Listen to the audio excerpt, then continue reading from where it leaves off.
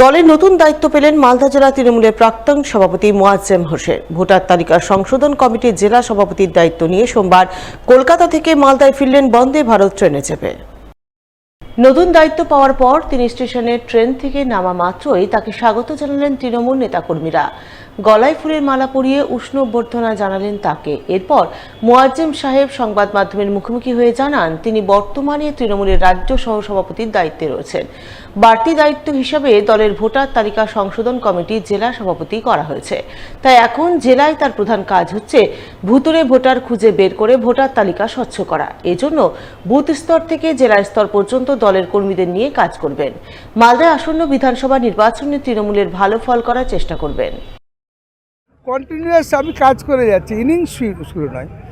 দল যেভাবে দায়িত্ব দেবে কাজ করব এবং এই কাজ করাটা যেটা আছে সেটি পাওয়ারফুল জায়গা এবং মানুষের সঙ্গে থেকে নেত্রীর কাছে পৌঁছানোর জায়গা।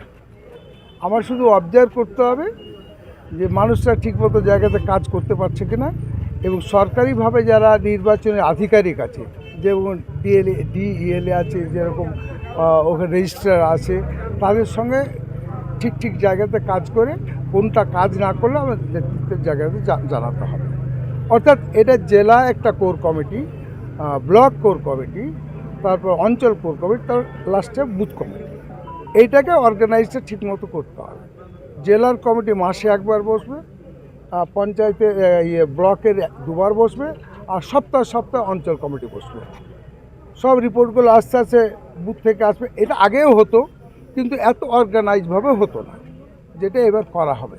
আমরা মূলত গতবার 8জন এমএলএ হয়েছিল, কিন্তু আমার দুজন খুব টাই হেরে গেছে, একটা গাজলে আর একটা ওল্ড মালদাতে। এটা তো আর একটু ভালো করলে আমরা এখানে 10টা পেতাম, মানে এটা পেতাম। এবার কী করে আরও ভালো রেজাল্ট করা যায় সেটার জন্য আমার চেষ্টা হচ্ছে।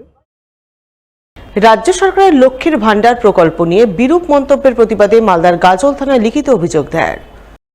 রাজ্য মহিলা তৃণমূলের সভানেত্রী চন্দ্রিমা ভট্টাচার্যের নির্দেশে সোমবার গাজল থানায় লিখিত অভিযোগ দায়ের করলেন মালদা জেলা মহিলা তৃণমূল নেতৃত্ব। এদিন মালদা জেলা মহিলা তৃণমূলের সভানেত্রী সাগরিকা সরকার সহ অন্যান্যরা মিলে প্রথমে গাজল থানায় যান। এরপর তারা সকলে মিলে লক্ষ্মীর ভান্ডার প্রকল্প নিয়ে ফেসবুকে এক বিরূপ পোস্ট অর্থাৎ বিরূপ মন্তব্যের প্রতিবাদে লিখিত অভিযোগ দায়ের করেন এবং মন্তব্যকারীর শাস্তির দাবি জানান। মাননীয়া চন্দ্রিমা ভট্টাচার্য মহাশয়া দিদির নির্দেশে আমাদের প্রত্যেক জেলাতে লক্ষ্মীর ভান্ডার নিয়ে যে ফেসবুকে একটা পোস্ট হয়েছে, বিরূপ মন্তব্য করেছে কেউ বা কারা। আমাদের লক্ষ্মীর ভান্ডার আমাদের মহিলাদের সম্মান, লক্ষ্মীর ভান্ডার আমাদের নারীদের অধিকার। তো সেই লক্ষ্মীর ভান্ডার নিয়ে যেভাবে মন্তব্য করেছেন কেউ বা কারা, আমরা চাই যে তারা অতি সত্বর তারা অ্যারেস্ট হোক। আমাদের দিদির নির্দেশ ছিল যে আজকে আমাদের যে কোনো একটা থানাতে গিয়ে, জেলার যে কোনো একটা থানাতে গিয়ে আমাদেরকে অভিযোগ করতে হবে, যাতে যে অপরাধী এই ফেসবুকে পোস্ট করেছে তাকে যাতে অতি সত্বর যাতে অ্যারেস্ট করা হয়। তারই জন্য আজকে আমরা গাজল ব্লকের গাজল থানাতে আজকে আমরা এসেছি।